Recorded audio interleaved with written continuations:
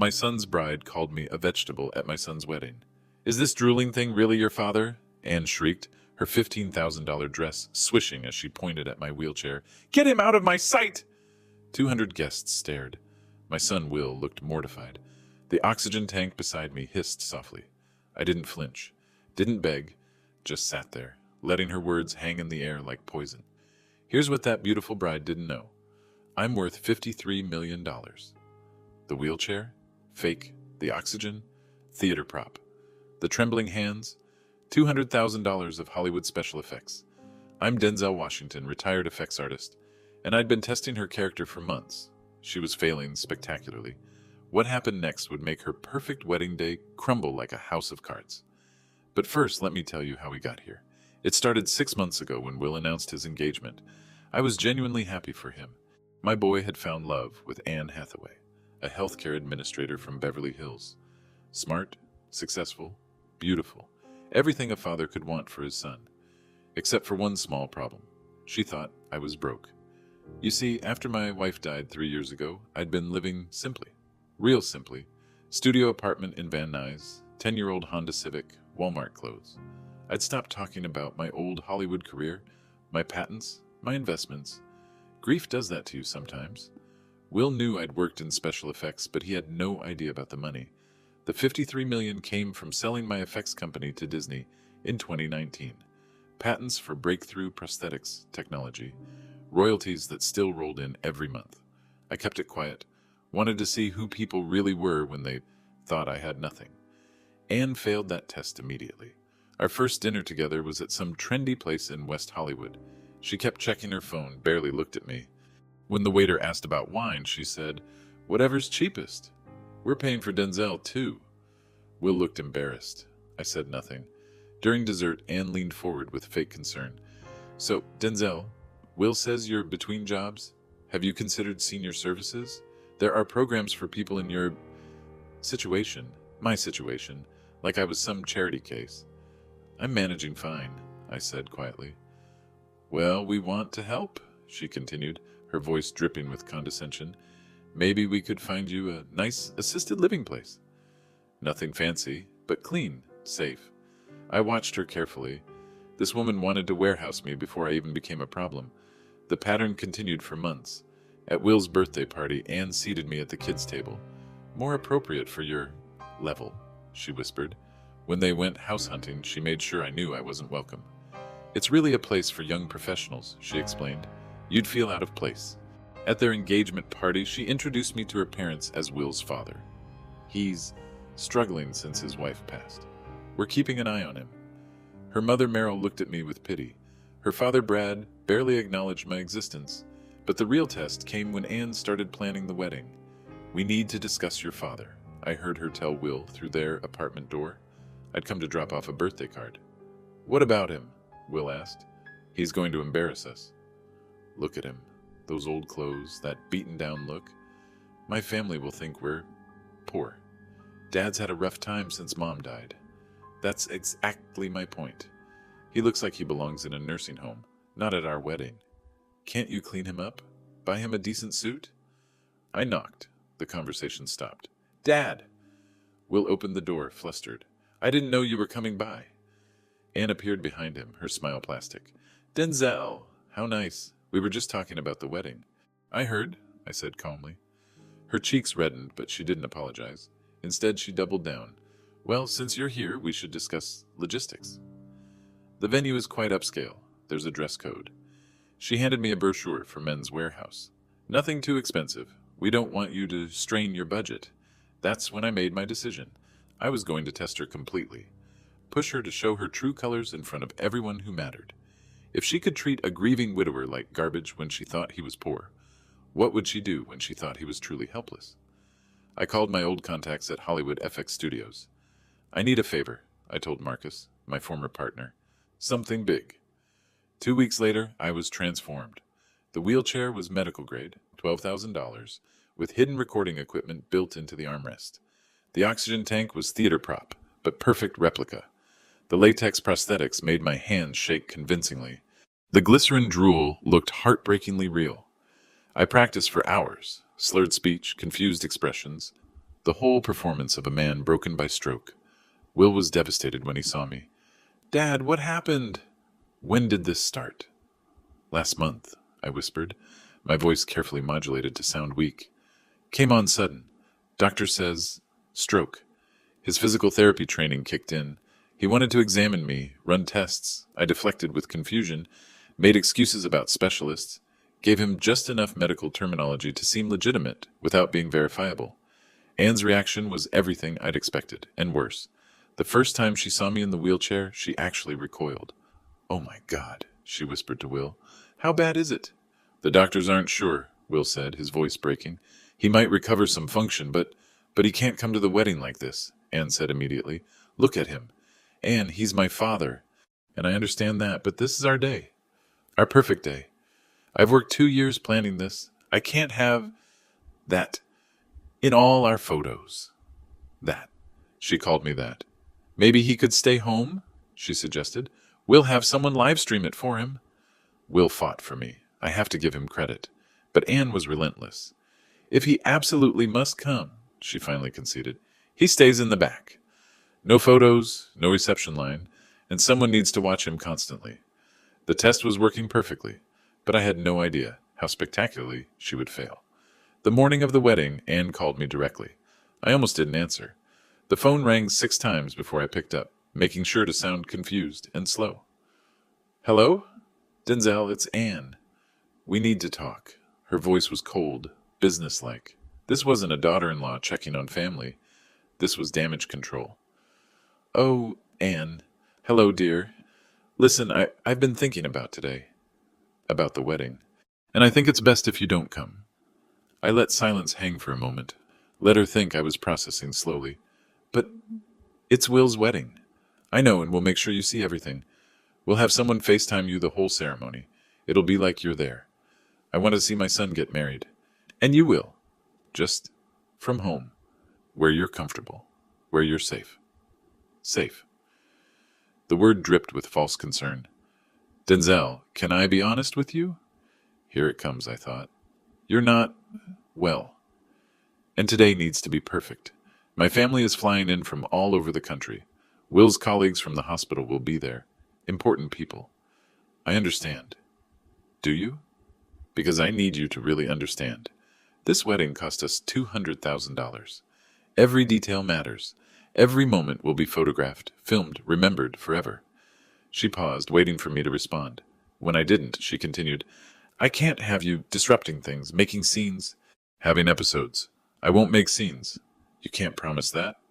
"You're sick, Denzel. Really sick. What if you have another stroke during the ceremony? What if you fall out of your wheelchair? What if you make those sounds?" Those sounds. She meant the occasional slurred word, the breathing I'd been faking. "Anne, please, let me come. I'm trying to protect you here. Save you from embarrassment. Because honestly, the way you look right now, the way you sound, it's heartbreaking. People will stare. They'll whisper. They'll pity you." The cruelty was breathtaking.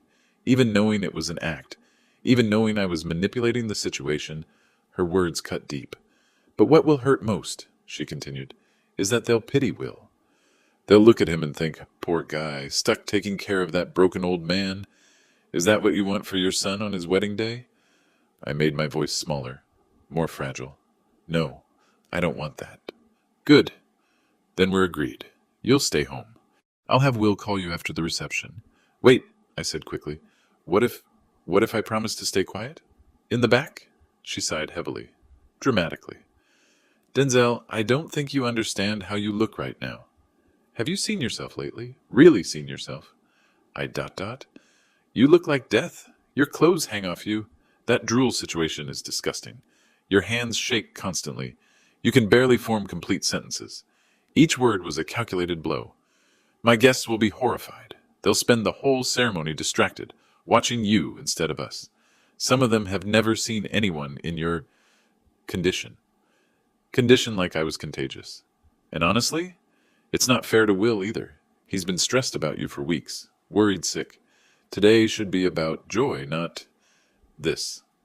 I could hear her moving around, probably pacing her hotel room. "Plus, there's the practical issues. The venue has stairs.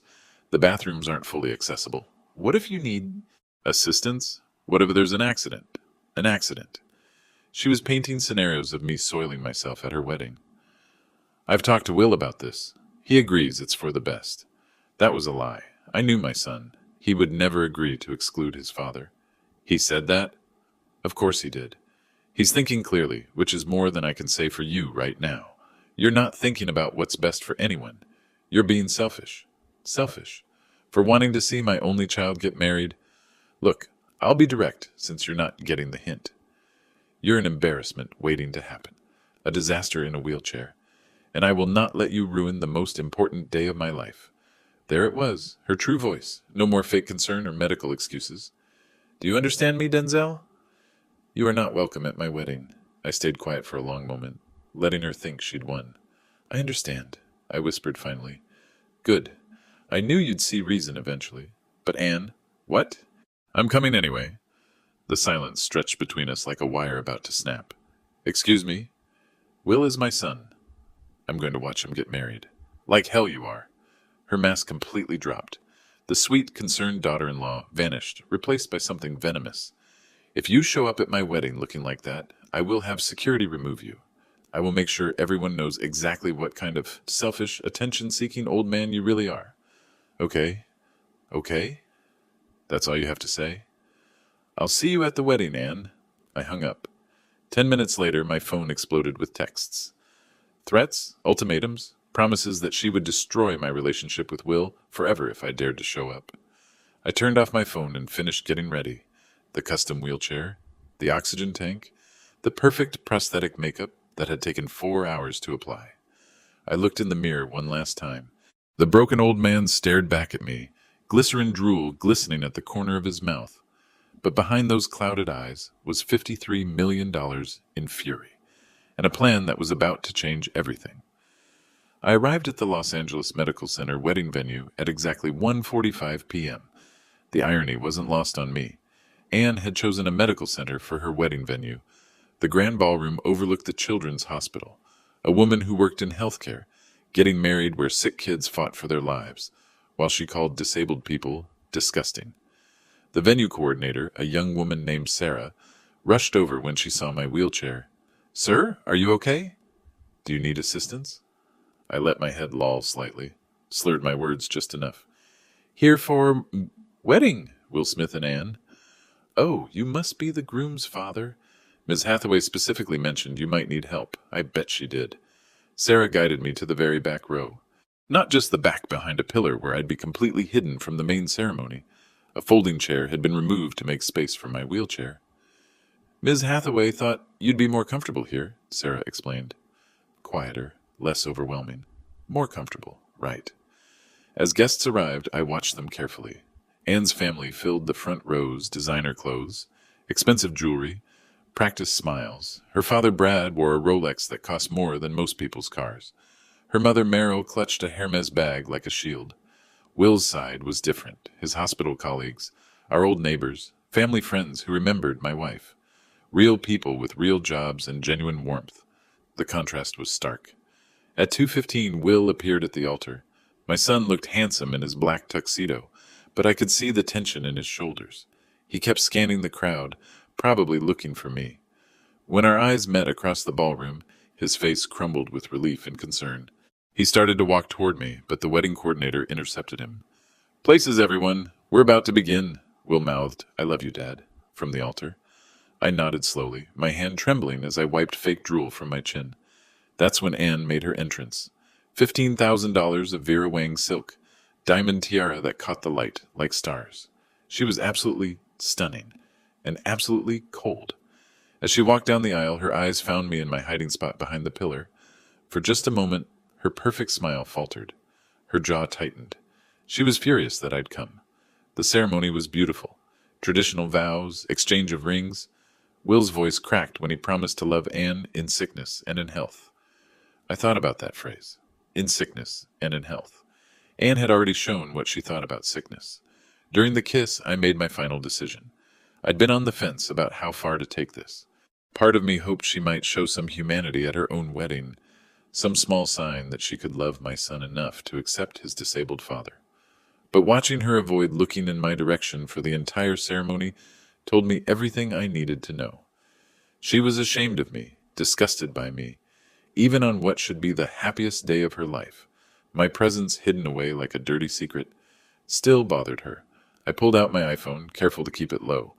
Opened my banking app. Wells Fargo Private Banking. Account balance, $53,247,891.43. Then I opened my contacts. Found the number I'd memorized weeks ago, National Disability Rights Network, the charity I'd been researching since this whole charade began. Their mission statement was beautiful: ensuring dignity, opportunity, and equal treatment for all people with disabilities. I drafted a wire transfer, $500,000, ready to send with one touch. But first, I wanted to see how much worse Anne could get. I didn't have to wait long. During the photo session, the photographer approached my corner. "Should we get some shots with the father of the groom?" Anne's voice cut across the ballroom like a blade. "No family photos with him. He's not photogenic right now." Not photogenic. That's what she called her new father-in-law. Will started to object, but Anne grabbed his arm. "Honey, look at him. Really look. Do you want those pictures in our album forever?" I watched my son's face, saw him torn between loyalty to his wife and love for his father. "Maybe just one or two," he suggested weakly. "Will, no. I'm sorry, but no, this is our day, our memories. I won't have them ruined. Ruined. My presence would ruin their memories." That settled it. I opened the transfer app again, added another zero to the donation amount, $5 million to disability rights organizations. Then I started recording everything on my phone. Every cruel word, every dismissive gesture, every moment of her disgust. The test was complete. Anne Hathaway had failed spectacularly. Now came the results. The cocktail hour was my window. While guests mingled and sipped champagne, I rolled my wheelchair to the venue's business center. Sarah, the coordinator, helped me navigate. "Just need to check email," I slurred to her. "Son's medical insurance forms." She nodded sympathetically and left me alone. I had exactly 47 minutes before dinner service. First, I uploaded everything to the cloud. 4 hours of hidden camera footage from my wheelchair. Anne's phone call this morning, I'd recorded that too, perfectly legal in California's one-party consent state. Screenshots of my banking app showing the $53 million inheritance. Then I pulled up the disability rights organizations I'd been researching for months. Not just the National Disability Rights Network, the Christopher and Dana Reeve Foundation, United Spinal Association, Paralyzed Veterans of America, Brain Injury Association. I'd done my homework. These weren't just charities, they were warriors. Legal advocates who fought discrimination cases, public awareness campaigns that went viral. They had platforms, voices, power. I drafted emails to all of them, attached the recordings, explained the situation, promised major donations if they'd help me expose what happened here today. My phone buzzed with responses within minutes. "Mr. Washington, we're appalled by what we've heard. How can we help? This level of ableism needs public exposure. Are you willing to go on record? We have 2.3 million social media followers. This story needs to be told." I smiled. A real smile this time, not the confused grimace I'd been performing. Next, I called Marcus at Hollywood FX Studios. "How's the performance going up?" He asked. "Better than expected. I need you to document the prosthetics breakdown for tonight." "You want the reveal filmed?" "Everything. Medical-grade documentation of every fake element. I want experts explaining how this was done. Make it educational." "Jesus, Denzel, you're really going nuclear. She called me a vegetable, Marcus, in front of 200 people. Said I was disgusting. Say no more. We'll have cameras there in 20 minutes. I hung up and opened my laptop bag. Inside were printed copies of everything. Bank statements. The prosthetics invoices $200,000 in itemized expenses. Medical consultations with real stroke specialists who'd help me fake symptoms accurately. Legal documents showing my inheritance. Patents from my special effects innovations. 47 pieces of evidence. One for each minute until showdown. But the most important document was a simple one-page letter. I'd written it 3 weeks ago, sealed it in an envelope, and given it to my lawyer with specific instructions. If anything happened to me, if I died, if I disappeared, if I was mysteriously committed to a facility, this letter would be opened and its contents released to every major news outlet in America. Insurance policy. Because once I stood up from this wheelchair tonight, there was no going back. Anne would be destroyed. Her reputation, her career, her social standing, all of it would crumble. But she'd also be desperate, dangerous. Rich people with ruined lives sometimes did unpredictable things. My phone buzzed with a text from Will. "Dad, where are you?" "They're about to serve dinner." I typed back slowly, maintaining the facade. "Bathroom, be right there." Time to return to the performance. I wheeled back into the ballroom. The lighting had been dimmed for dinner service. Candles flickered on every table. Anne sat at the head table in her ivory dress, laughing at something her father said. She looked radiant, happy, completely unaware that her perfect world was about to implode. I positioned myself at my assigned table, table 12, furthest from the head table, squeezed between Will's elderly aunt and a hospital orderly who barely spoke English. The forgotten table, the unwanted guests. Perfect, because from here I had a clear view of everything. The microphone system for toasts, the photographers capturing every moment, the exit doors in case security tried to remove me, and most importantly, I could see Anne's face clearly. I wanted to watch her expression when the truth hit. Dinner was served at exactly 7 p.m. By 7:15, Anne would make her biggest mistake yet, and by 7:30, everyone in this room would know exactly who they were really dealing with. During the salad course, Will appeared at my table. "Dad, can I talk to you for a minute?" He knelt beside my wheelchair, his voice low and concerned. His physical therapy training was kicking in again. I could see him studying my posture, my hand tremors, the way I held my fork. "How are you feeling?" "You seem different tonight." Different.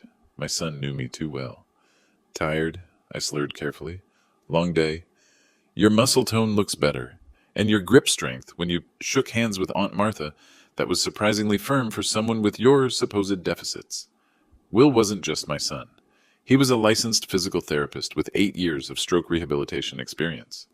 He'd worked with hundreds of patients, exactly like the character I was playing, and he was starting to see cracks in my performance. "Dad, I've been thinking. Your symptoms don't quite match your supposed diagnosis. The speech patterns are inconsistent. Your fine motor control is too preserved for someone with the brain damage you described." I let my eyes wander slightly, playing confused. "Don't understand. And another thing, you said you had the stroke last month, but you're not on any visible medications. No blood thinners, no anti-seizure drugs. Your oxygen levels seem fine without the tank." He was good. Too good. "Maybe we should get you examined by one of my colleagues tomorrow. Dr. Rodriguez specializes in—" "Will!" Anne's voice cut across the ballroom. "What are you doing over there?" She approached our table, her wedding dress rustling with each step. Her smile was bright for the cameras, but her eyes were ice cold. "Just checking on Dad," Will said, standing up. "Well, stop fussing over him. It's our wedding day, not a medical conference." She grabbed Will's arm possessively. "People are starting to notice." That's when I saw him. At the bar, nursing a scotch and watching everything with sharp eyes, stood a man I recognized from Anne's engagement photos. Her Uncle Richard, Dr. Richard Hathaway, neurologist at Cedars-Sinai. Anne had mentioned him before. "Uncle Rich is the smartest man in our family. He can spot a faker from across the room." Dr. Hathaway was studying me intently, not with pity or disgust like the other guests, but with professional curiosity. He'd been watching Will's examination, probably drawing his own conclusions. Our eyes met across the room. He raised his glass slightly, not in toast, but in acknowledgement. He knew. Maybe not everything, but enough to suspect that something wasn't right with the drooling man in the wheelchair.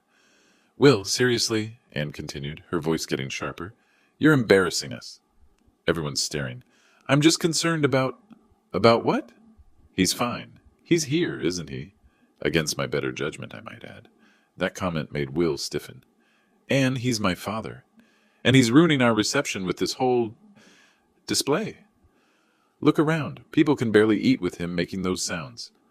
I wasn't making any sounds, but truth had never been Anne's strong suit. Dr. Hathaway moved closer, positioning himself within earshot. "Maybe," Will said carefully, "you could show a little more compassion." "Compassion?" Anne's mask slipped slightly. "I've shown plenty of compassion. I let him come, didn't I? Even though he looks like death and sounds like a broken record player." "Anne?" "No, Will. I'm done pretending this is normal. Your father is disturbing our guests." Dr. Hathaway was close enough now to hear everything. His expression darkened with each cruel word from his niece.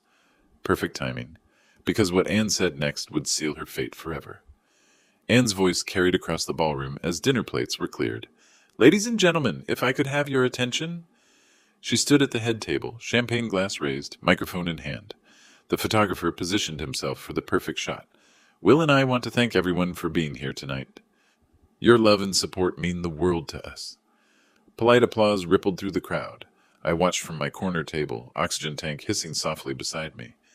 Before we begin the official toasts, I need to address something that's been challenging for us. My blood went cold. She was going off script. Many of you have noticed Will's father, Denzel, in his wheelchair tonight. What you might not know is that he's been struggling since his stroke last month. 200 pairs of eyes turned toward me. I slumped lower in my chair, playing the part of the embarrassed invalid. We debated whether he should come tonight. His condition is unpredictable, but Will insisted his father be here, and I support my husband completely. The lie rolled off her tongue like silk.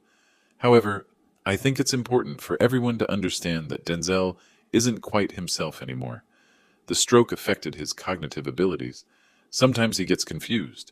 Sometimes he makes noises he can't control. Dr. Hathaway moved closer to my table, his medical training clearly triggered by his niece's public diagnosis. "So, if you see him struggling, please don't be alarmed. He's receiving excellent care, and we're exploring residential options. That might be better suited to his needs. Residential options. She was publicly discussing putting me in a nursing home. I just wanted everyone to know so there wouldn't be any uncomfortable moments during our celebration." She raised her glass again. "To family in all its forms." The toast was hollow, patronizing, a masterclass in public humiliation disguised as compassion. But what happened next was perfect. As Anne sat down, pleased with her performance, a woman at table 6 stood up. I recognized her. Dr. Patricia Williams, one of Will's colleagues from the rehabilitation hospital. "Excuse me," Dr. Williams called out, her voice carrying authority. "I'm a neurologist, and I couldn't help but notice some inconsistencies in what you've described." The ballroom went quiet. Anne's smile froze. "I've been observing Mr. Washington throughout the evening, and his presentation doesn't match typical post-stroke symptoms. His eye tracking is too coordinated. His posture control is remarkably preserved, and his oxygen saturation appears normal without supplementation." Dr. Hathaway stepped forward now, joining his colleague. "I agree with Dr. Williams. I'm also a neurologist, and frankly, Anne, your description of your father-in-law's condition doesn't align with what I'm observing clinically." Anne's face flushed red. "I don't think this is appropriate." "What's not appropriate," Dr. Williams interrupted, "is making public medical statements about someone without proper evaluation." Will stood up, confused. "What are you saying?" "I'm saying," Dr. Hathaway said carefully, "that either your father's recovery has been miraculous, or there's something else going on here." The room was electric with tension. Guests whispered among themselves. Phones came out, people were recording. Anne panicked. "This is ridiculous. Look at him. He's obviously disabled. He can barely speak. He's drooling all over himself." She pointed directly at me, her composure completely shattered. "I mean, just look at the man. He's a vegetable. A drooling, pathetic old vegetable who can't even feed himself." The words echoed through the ballroom sound system. Vegetable. She'd said it again, amplified for everyone to hear. But this time she'd said it in front of 2 neurologists, a physical therapist, and 200 witnesses. This time it was recorded on dozens of phones. This time there was no taking it back. Dr. Hathaway's face went white with horror. "Anne Marie Hathaway," he said, using her full name like a disappointed parent. "How dare you speak about any human being that way? Uncle Rich, you don't understand? I understand perfectly. And so does everyone else in this room." He turned to address the crowd. "Ladies and gentlemen, what you've just witnessed is unconscionable. No person, disabled or otherwise, deserves to be spoken about like this." The ballroom erupted in murmurs of agreement. Guests were visibly uncomfortable. Some were already heading for the exits. Anne looked around desperately, realizing she'd crossed a line she couldn't uncross. That's when I decided it was time to stand up. I reached down and turned off the oxygen tank. The hissing stopped. The ballroom went dead silent. Slowly, deliberately, I removed the nasal cannula, set it aside like discarded theater props. Then I gripped the armrests of my wheelchair and stood up. 200 people gasped simultaneously. Anne's champagne glass shattered on the marble floor. "Good evening, everyone," I said, my voice clear and strong. I'm Denzel Washington, and I have something to tell you about your beautiful bride. I walked to the microphone at the head table. My steps were steady, confident. The trembling hands were gone. The slurred speech had vanished. Anne backed away from me like I was a ghost. "That's impossible," she whispered. "You can't. You were the stroke. There was no stroke, Anne. There never was." I adjusted the microphone, looking out at the stunned faces. "For the past 6 months, I've been conducting an experiment, testing the character of the woman who wanted to marry my son." Dr. Hathaway nodded slowly, understanding dawning in his eyes. The wheelchair cost $12,000. The oxygen equipment was rented from a medical supply company. The prosthetics, the trembling hands, the drool effects, cost me exactly $200,000 from Hollywood FX Studios. I pulled out my phone, held it up. I recorded everything. Every cruel comment, every dismissive gesture, every moment you treated a supposedly disabled man like garbage. Anne's face cycled through emotions. Confusion, horror, rage, panic. "You're lying," she said desperately. "This is some kind of trick. You were sick. I saw you. You saw what you wanted to see. A burden, an embarrassment. Someone you could push aside and forget about." I touched my phone screen. Anne's voice filled the ballroom through the sound system. "He looks like death. Your clothes hang off you. That drool situation is disgusting. You look like you belong in a nursing home, not at our wedding." Her own words, crystal clear, amplified for everyone to hear. Guests began standing up, some heading for the exits in disgust. Others stayed, transfixed by the unfolding disaster. "You called me a vegetable," I continued, "multiple times. You said I was disgusting. You tried to ban me from my own son's wedding." Will stood frozen at the head table, his face a mask of shock and betrayal. "But here's what you didn't know, Anne. Here's the part that makes this really interesting." I pulled out a folded document from my jacket pocket. "I'm worth $53 million. The number hit the room like a bomb. $53,247,891, to be exact. Inheritance from selling my special effects company to Disney. Patents on breakthrough prosthetics technology. Investments, real estate, royalties." I held up my phone, showing the Wells Fargo banking app. All of it was going to Will and his future family. A trust fund I'd been planning to announce tonight as my wedding gift. Anne's legs nearly gave out. She grabbed the table for support. "Was going to Will," I repeated. Past tense. I opened my laptop on the head table, connected it to the venue's projection system. My banking interface appeared on screens throughout the ballroom. Because 30 minutes ago, I made some different arrangements. With everyone watching, I navigated to the wire transfer section. $5 million to the National Disability Rights Network, $2 million to the Christopher and Dana Reeve Foundation, $1 million each to United Spinal Association, Paralyzed Veterans of America, and the Brain Injury Association. I hit execute on each transfer. "That's $10 million, Anne. Gone to organizations that fight for the dignity of people you called vegetables." The room erupted in gasps and whispers. "The remaining $43 million will stay in a trust fund, but with new conditions. Will gets access only if he divorces you within 90 days. If he stays married to someone who treats his disabled people like garbage, the money goes to charity too." Will found his voice finally. "Dad, I don't understand. Why would you do this? Test Anne like this?" I looked at my son with genuine love and sadness. "Because I needed to know who she really was. When she thought I was poor, she treated me like trash. When she thought I was disabled, she treated me like I wasn't even human." I turned back to Anne. "You work in healthcare administration. You're supposed to advocate for patients. Instead, you called one a vegetable at your own wedding." Anne was crying now, mascara streaming down her cheeks. "I didn't mean it." I was stressed. The wedding, the pressure, you meant every word.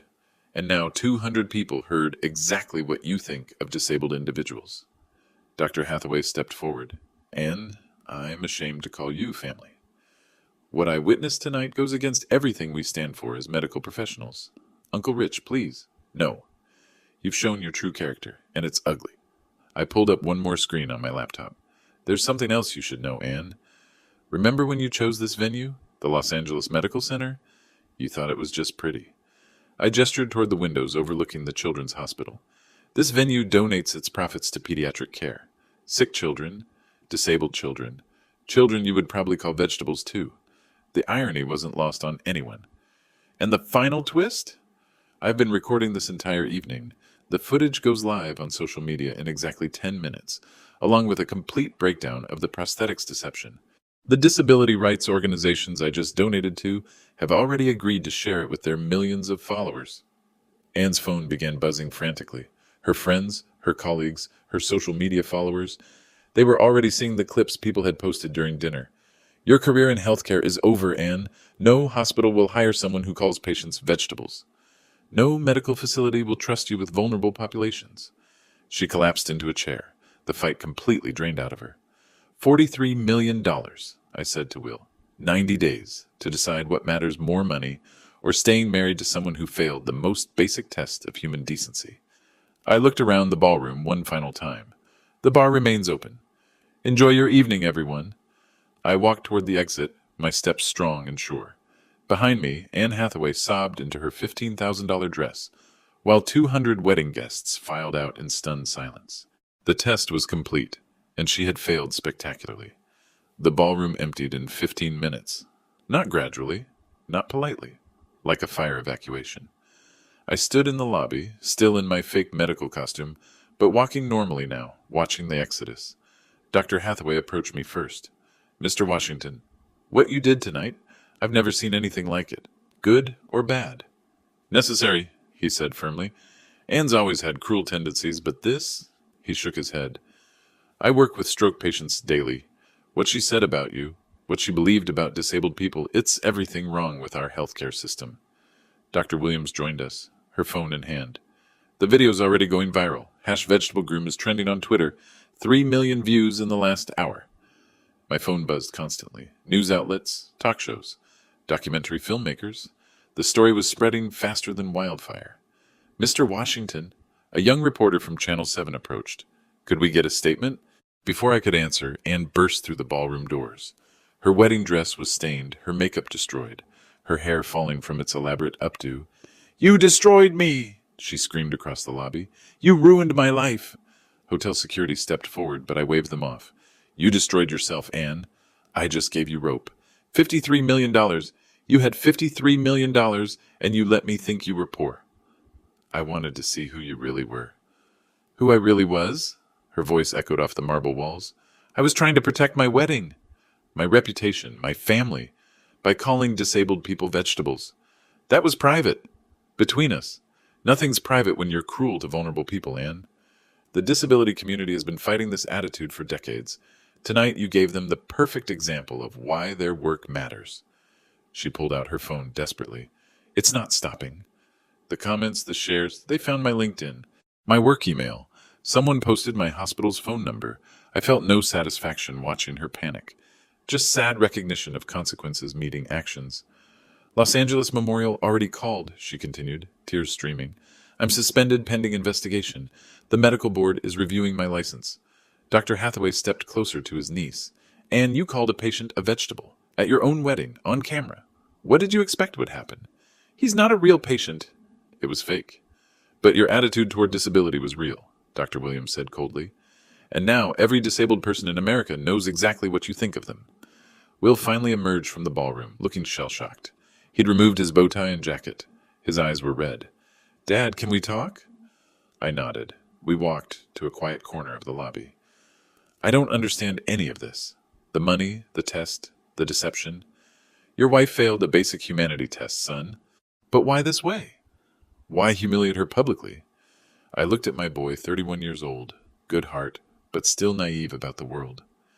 Because private cruelty toward disabled people happens every day. In hospitals, in nursing homes, in families. It stays hidden because victims often can't speak up for themselves. So you decided to speak for them? I decided to show what that cruelty looks like when it's exposed to light. Will was quiet for a long moment. The money? The inheritance? You'd really give it all away? Son, I've got more money than I could spend in 3 lifetimes. But dignity? Respect for vulnerable people? That's priceless. And if I stay married to Anne? Then you stay married to someone who thinks disabled people are vegetables. And $43 million goes to organizations that fight that attitude. He looked back toward Anne, who was still arguing with reporters and security. 90 days? 90 days. My phone rang. Marcus from Hollywood FX Studios. Denzel, the breakdown video is ready. Medical experts explaining every prosthetic, every effect. Educational content about disability representation in media. Perfect timing. And the disability rights organizations want to interview you. This is becoming a movement. I looked around the lobby, at the reporters, the cameras, the social media posts, spreading my story across the internet. Tonight had been about testing one person. Tomorrow would be about changing how society treats millions. 3 months later, I sat in my real office, not the fake studio apartment I'd been pretending to live in, reading the morning news. Will had filed for divorce on day 87. The settlement was clean. Anne got nothing except her legal fees and a permanent reminder that the internet never forgets. The hashtag vegetable groom still trended weekly, usually attached to news stories about disability rights victories. She'd lost her job, her medical license, and most of her friends. Last I heard, she was working retail in Phoenix under her maiden name. I felt no joy about that, just the quiet satisfaction of consequences, fairly distributed. The $43 million stayed in Will's trust fund. He'd earned it by choosing human decency over social status. Not a difficult choice, really, but apparently harder than most people think. My phone buzzed. Text from Will. "Dad, can you meet me for lunch?" "I have news. We met at our old favorite diner in Van Nuys." He looked lighter somehow. Happier. "I got engaged," he said, sliding a photo across the table. Beautiful woman, warm smile, scrubs uniform. "Dr. Sarah Martinez. She works in pediatric rehabilitation." "Where did you meet?" "At one of your speaking events, actually. She was the physical therapist who worked with kids recovering from brain injuries." I smiled. My speaking tour had become a full-time job. Universities, medical conferences, disability rights organizations. The story of the wedding night had opened doors I'd never expected. "She knows about the money?" I asked, and I told her on our second date. You know what she said? "What?" "That any man whose father would spend $200,000 testing his fiancé's character probably learned something important about love." Smart woman. "She wants to meet you properly, without the prosthetics this time. I'd like that." The waitress brought our food. I watched Will eat, this good man I'd raised who'd chosen correctly when it mattered most. "The foundation wants to offer you a permanent position," he said. "Director of Public Awareness. 6-figure salary. Full benefits. Travel budget for speaking. The Denzel Washington Foundation for Disability Dignity. Started with $10 million of my money. Now funded by donations from people who'd seen the wedding video and wanted to support the cause. I'm considering it." "Dad, you've spoken to over 50,000 people in the last 3 months. Medical students, hospital administrators, disability advocates. You're changing minds." True. The wedding night had become a case study in medical ethics courses. The prosthetics breakdown video was shown in film schools as an example of effects artistry used for social good. Most importantly, hospitals were implementing new policies about how staff discuss patients with disabilities. "There's something else," Will continued. "Sarah and I want you to walk her down the aisle. Her father passed last year. I looked at my son, 31 years old, choosing love based on character instead of appearances, making his father proud in ways that had nothing to do with money. I'd be honored. No prosthetics this time? No prosthetics? No tests? Just a father walking his future daughter-in-law toward happiness." Outside the diner window, I watched people going about their lives. Some in wheelchairs, some using walkers, some with invisible disabilities that others might never notice. All of them deserving dignity. All of them deserving better than being called vegetables. The test was over. The real work had just begun. But Anne had been right about one thing. It really had been a perfect day.